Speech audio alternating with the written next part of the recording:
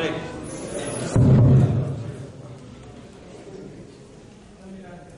بسم الله الرحمن الرحيم. ربي اشرح لي صدري ويسر لي امري واحلل عقدة من لساني يفقه قولي. صدق الله العظيم. معالي الوزير سيدي فاضل المجاهد،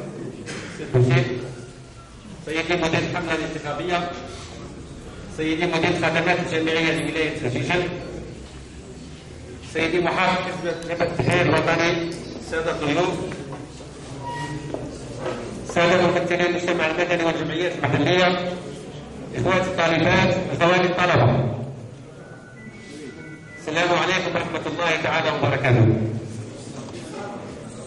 أرحب بكم جميعا أحضان الجامعة الربيعية الأولى للإطارات المنظمة والتي تحتضنها ولاية جيزة المضيافة من 22 إلى 31 مارس 2009 تحت شعار من أجل جزائر قوية وآمنة.